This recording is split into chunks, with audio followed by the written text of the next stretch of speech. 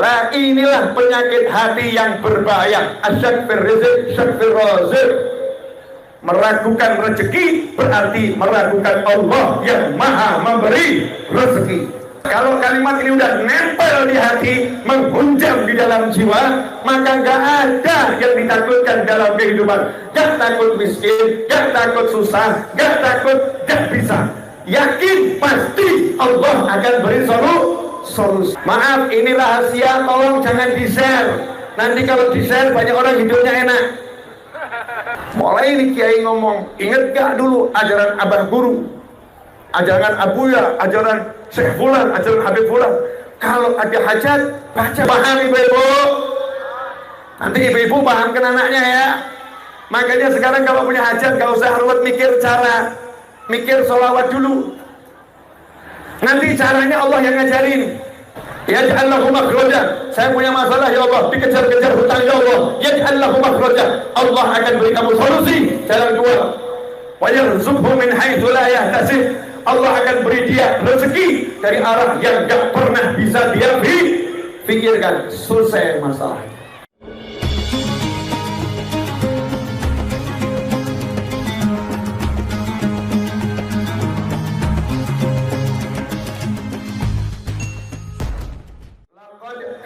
Lakum fi Rasulillahi uswatun hasanatun liman kana yarjullaha wal yawmal akhir wa dzakarallaha katsira. Allah yang bilang, bukan pakar, bukan ahli ekonomi, bukan ahli biologi, bukan ahli jiwa, bukan orang kaya, bukan. Yang bicara Tuhanmu dan Tuhanku, yang bicara penciptamu dan penciptaku, yang bicara pemilikku dan pemilikmu, yang berbicara yang punya jagat raya, yang punya semuanya. Saya mau nanya, pernah nggak punya rasa takut nggak bisa makan, nggak punya duit, nanti hidup bagaimana? Jujur saja, nggak bisa bayar sekolah anak, nggak bisa bayar hutang, nanti bagaimana nasib anak? Pernah nggak mikir gitu? Muncul ya, muncul seperti itu, betul? Orang-orang Jawa dulu, Pulau Jawa ini punya satu kalimat indah, banyak anak banyak rezeki, betul? Betul? Ini kalau saya syarahkan 10 jam ini. Banyak anak banyak, berarti kalau sedikit anak sedikit rezeki. Begitu menurut orang Jawa. Kenapa orang Jawa ngomong seperti itu? Karena biasanya orang yang berpikiran cukup anaknya sedikit, takut kalau banyak nggak bisa ngasih, betul kan ya? Takut kalau banyak nggak bisa menghidupi, betul ya? Lah inilah penyakit hati yang berbahaya. Asyakfir rizq, syakfir razq. Meragukan rezeki berarti meragukan Allah yang maha memberi rezeki. Orang Jawa ngajarin, jangan takut kepada rezeki, karena rezeki yang ngasih Allah, bukan usahamu. Setiap bayi yang lahir, kamu yang ngurus rezekinya, Allah yang ngurus rezekinya. Wa ma min dabbatin fil ardi illa 'alallahi rizquha. Setiap yang ada di jagat raya ini, di muka bumi, yang menguasai, Allah yang ngurus rezekinya. Allah, kalau udah dibilang Allah itu artinya Allah yang ngurus. Allah yang ngurus. Kalau orang Arab bilang ale, urusanku, tanggung jawabku, itu tanggung jawabku. Kalau misalnya kita masuk di rumah makan sama beberapa orang, gila bayar, ada yang bilang ale, berarti yang bayar aku, yang ngurusin aku. Tenang saja kita, karena dia udah jamin aku yang bayar, dan Allah udah jamin siapapun makhluknya di muka bumi, aku yang urus rezekinya. Jadi kalau kita masih bingung rezeki anak-anak kita, berarti kita tidak percaya kepada Allah Ta'ala. Ngeri atau enggak ngeri? Makanya itu la ilaha illallahnya dikuatin. La ilaha illallah. Para kiai kan ngajak begitu, para ulama ngajak begitu. Kenapa diajak mengucap la ilaha illallah, la ilaha illallah? Ini bukan sekedar kalimat, ini kalimat yang luar biasa. Gak punya kalimat ini gak bisa masuk surga. Gak punya kalimat ini gak bisa masuk surga. Kalau kalimat ini udah nempel di hati, menghunjam di dalam jiwa, maka nggak ada yang ditakutkan dalam kehidupan. Nggak takut miskin, nggak takut susah, nggak takut nggak bisa. Yakin pasti Allah akan beri solusi. Allah akan kasih jalan keluar. Nah, gimana caranya dapat? Bu, ini ilmu untuk orang tua ya Bu. Saya mau sampaikan ke ibu-ibu biar anak-anak dengar. Cek di pasar-pasar itu, berangkatnya ke pasar sama, pulangnya sama, rezekinya sama nggak? Di sawah, berangkatnya sama, pulangnya sama, kerjanya sama keras, rezekinya sama nggak? Sekolahnya sama, kuliahnya sama, lulusnya sama. Yang satu jadi presiden, yang satu jadi tukang parkir aja. Paham? Rezeki bukan di tangan titel, rezeki bukan di hebatnya kamu usaha. Rezeki mutlak miliknya Allah Subhanahu wa ta'ala. Berarti cara hidup kan mudah, gak repot, mudah, karena miliknya Allah jadinya gampang. Kalau miliknya bupati agak susah, harus ketemu bupatinya, harus begini, harus begitu. Kalau miliknya Allah, tinggal minta sama Allah. Tinggal minta sama Allah. Lantas bagaimana caranya minta sama Allah? Prosedurnya bagaimana? Mudah.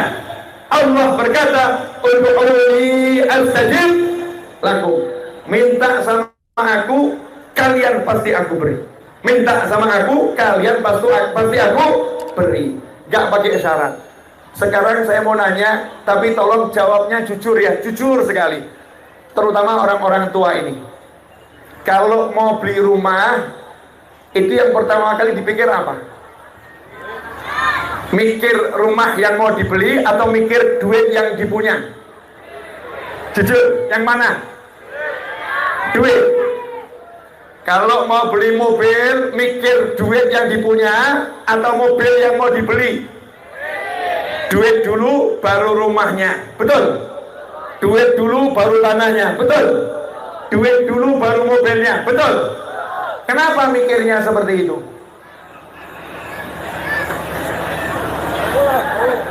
Karena gini, nah, uangnya cuma 100 juta, masa mau beli Alphard yang harganya 1 miliar? Kan nggak masuk akal, Yai, betul?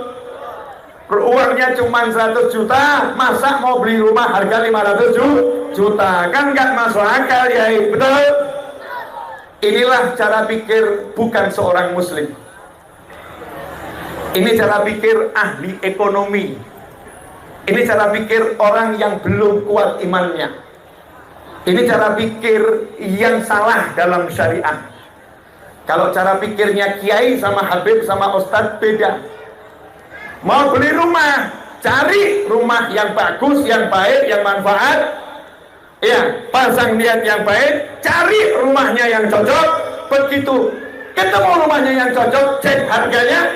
Harganya 1 miliar, uangnya 10.000, berani beli rumah. Gila ya? Uang 10.000 mau beli rumah harga 1 miliar. Gila atau enggak gila? Ngomong sama istrinya, yang itu rumah yang di pojok sana senang atau enggak senang? Oh, senang banget. Kenapa begitu? Kata istrinya, kenapa nanya begitu? Aku mau beli. Istrinya ngomong, yang sadar ya, kalau stres jangan keterlaluan. Kontrakan saja belum dibayar, kok pengen beli rumah harga 1 miliar? Yang waras, jangan stres.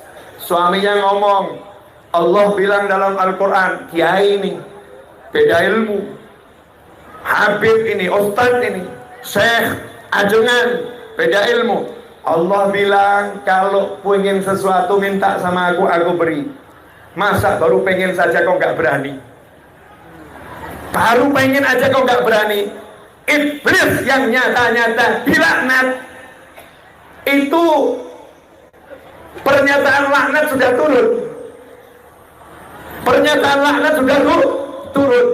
Gak mungkin iblis itu boleh masuk surga. Iblis itu pasti tempatnya di neraka. Iblis pasti disiksa. pernyataan udah diumumkan oleh Allah Ta'ala, iblis sudah di blacklist. Udah ini ilah kapanpun sampai selama-lamanya tempatnya neraka. Iblis yang seperti itu berani minta. Iblis yang mengatakan, wah nggak mungkin dikasih sama Allah. Oh nggak mungkin. Lihat nih makrifahnya iblis. Bagaimana iblis kenal Allah Subhanahu wa Ta'ala.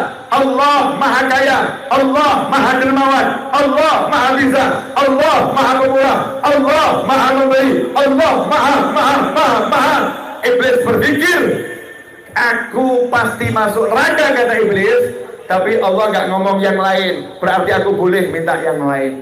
Mulailah iblis minta sama Allah, ya Allah, tolong masukin nerakanya jangan sekarang, tunda dulu sampai hari kebangkitan, biar saya bisa ngajak-ngajak yang lain.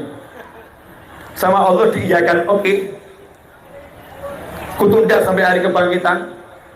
Ajak pengikutmu masuk neraka, kecuali hamba-hambaku yang mukhlasin, yang hatinya aku buat jadi ikhlas. Kamu nggak bisa bawa mereka ke neraka. Iblis minta dikasih, karena iblis paham Allah Maha Memberi, Allah Maha Pemurah, Allah Maha Dermawan, Allah Maha Bisa. Iblis yang dilaknat berani minta. Lah kenapa kita yang sholat nggak berani minta? Takut minta, karena udah diajari kalau nggak punya duit jangan mikir yang tinggi, kalau nggak punya duit jangan mikir rumah yang besar, kalau nggak punya duit jangan mikir, kalau punya duit jangan mikir, kalau nggak punya duit jangan mikir, kalau nggak punya duit jangan mikir. Siapa yang ngajarin begitu? Pastinya bukan Allah. Kalau Allah ngajarin, kalau nggak punya duit minta sama aku, nggak punya rumah minta sama aku, gak punya mobil, minta sama aku, karena engkau punya aku yang punya jagat raya. Selesai.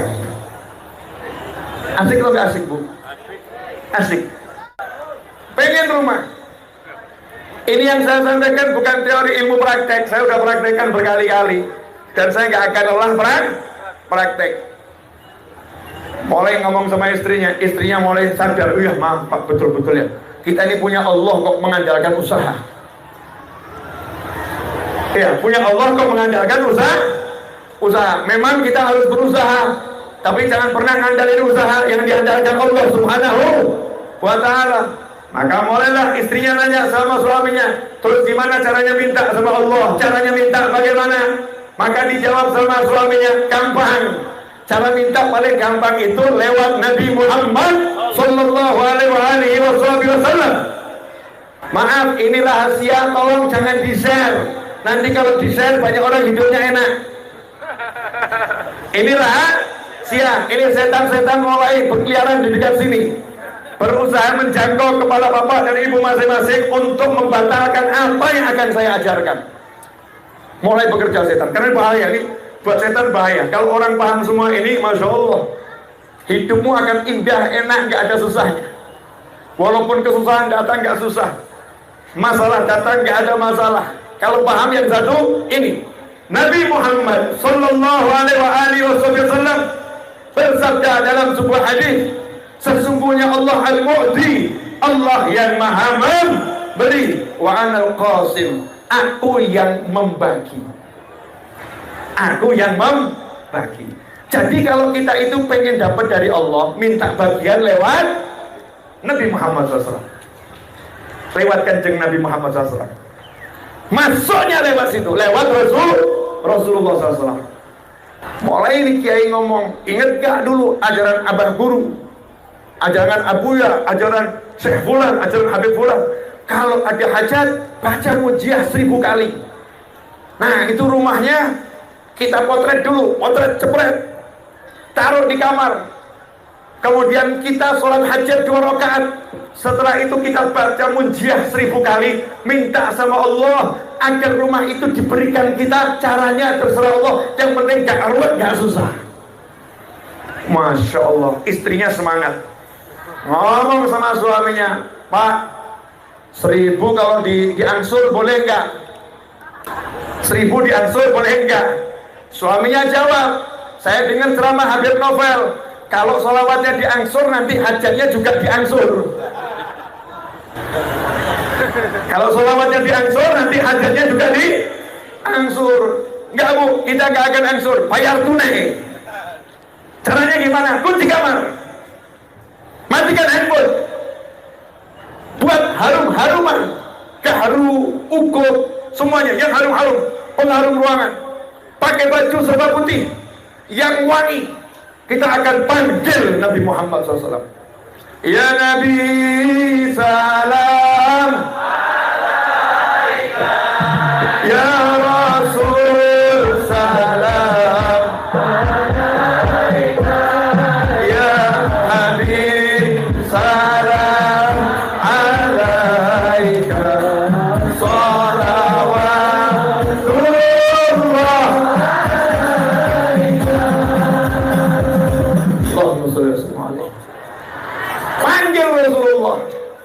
Begitu sholawat ini dibaca, Allahumma sholli ala Sayyidina Muhammadin wa ala ali Sayyidina Muhammadin sholatan tunjina biha min jamil ahwali wal afat wa taqbilana biha jamil hajat wa tutahhiruna biha min jamil sayiat wa tarfa'una biha indaka ala darajat wa tuballighuna aqsal ghayat min jamil khairat fil hayati wa ba'dal mamat. Dibaca 1, 2, 3. Ini sholawat datang pada Nabi SAW. Apa jawabannya Rasulullah? Sholawatku juga untukmu, salamku juga untukmu. Ternyata sholawat ini bukan sekedar sholawat, bawa doa. Proposal di balik sholawat. Ada proposal di balik sholawat. Dibuka bungkusnya oleh Nabi Muhammad SAW. Sholawat ini isinya apa? Sholatan tunjina biha min jamil ahwali wal afat. Ya Allah, aku kirimkan sholawat untuk Nabi Muhammad SAW. Sholawat yang dengan sholawat tersebut akan diselamatkan dari segala bencana dan musibah. Di antara kalimat sholawatnya, wa taqbilana biha jami'al hajat, dan berkat sholawat tersebut Engkau ya Allah akan wujudkan seluruh hajatku. Seluruh hajat. Jadi rumah tadi cuma salah satu hajat, 1000 kali. Maka malaikat wilayah Cibeber pada kumpul. Dengar ada sholawat, nggak ada malaikat diem.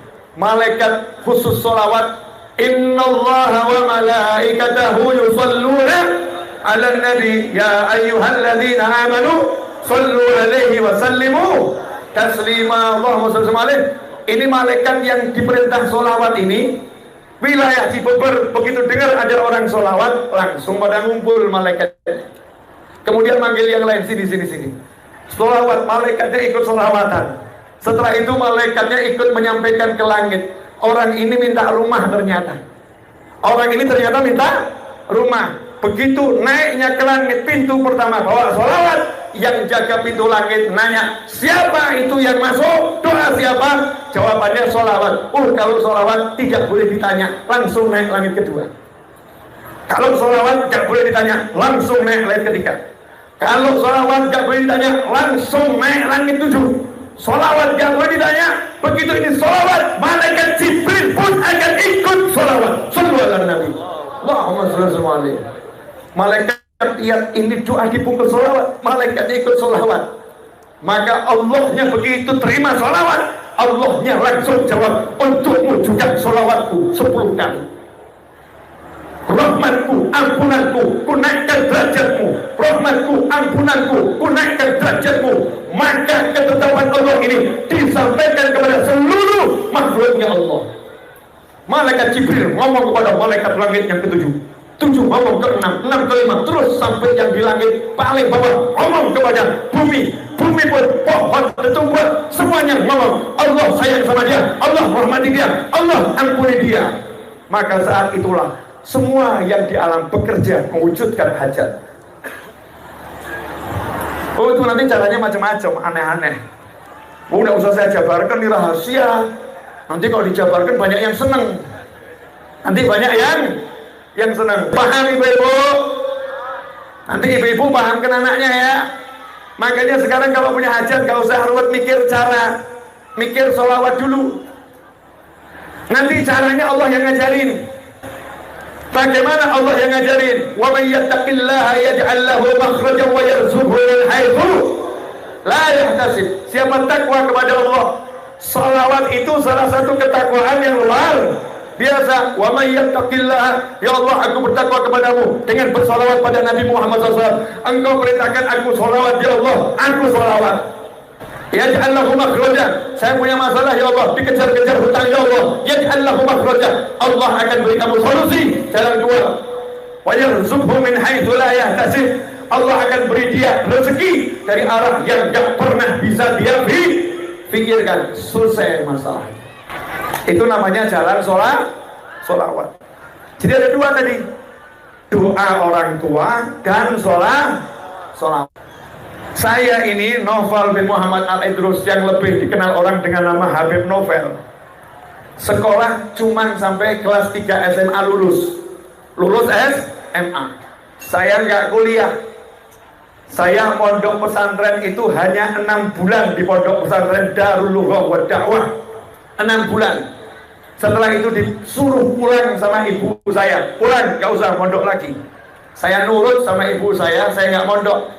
Nah, di Solo kebetulan ada almarhum Habib Muhammad Anis bin Alwi Al-Habsyi, Habib Anis Al-Habsyi Solo. Saya cuma dari rumah ikut majelis beliau, mondar-mandir rumah majelis beliau. Sampai beliau wafat 10 tahun saya mondar-mandir. Ikut belajar pada Habib Anis. Itu saya lakukan semua karena apa yang mau ibu saya. Saya nggak boleh kuliah, yang larang ibu saya. Saya di pondok disuruh pulang, yang nyuruh pulang ibu saya. Tapi ibu saya waktu kecil nimang saya, la ilaha illallah, la ilaha illallah, Muhammadun Rasulullah, Naufal Waliullah.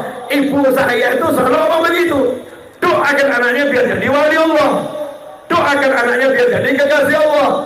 Doa minta anaknya biar jadi orang-orang yang mulia di sisi Allah. Ibu saya nggak pernah ngajari sampai hari ini. Ayah saya nggak pernah ngajarin sampai hari ini. Sampai ayah saya wafat nggak pernah ngajarin cari duit, kerja, cari duit. Tidak pernah. Yang ada apa? Ngaji yang betul.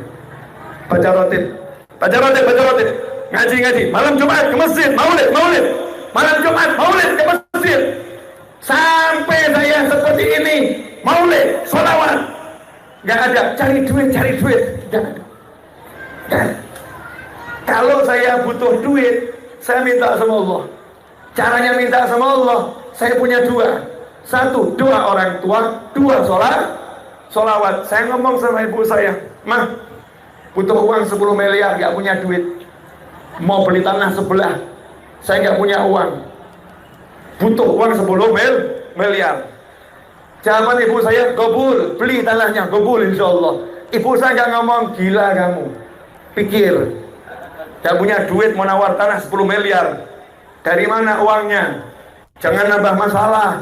Jangan berpikir yang berat-berat. Enggak, ibu saya tahu saya gak punya duit. Tapi ibu saya paham, dia punya Allah. Punya Allah. Maka ibu saya bilang, jangan khawatir, dapat itu 10 M bahkan lebih. Angkat tangan nih orang tua. Ya Allah, sholat angkat tangan, habis sholat angkat tangan, malam angkat tangan, doakan anaknya. Hasilnya apa? 10 M beres bahkan lebih. Bangunannya pun jadi. Karena apa? Karena yakin sama Allah. Jangan mau ditipu sama dunia, ditipu sama ilmu yang mengatakan kamu harus usaha. Doa nggak cukup, salah. Kamu harus doa, usaha itu wujud menjalankan syariat. Minta sama Allah Subhanahu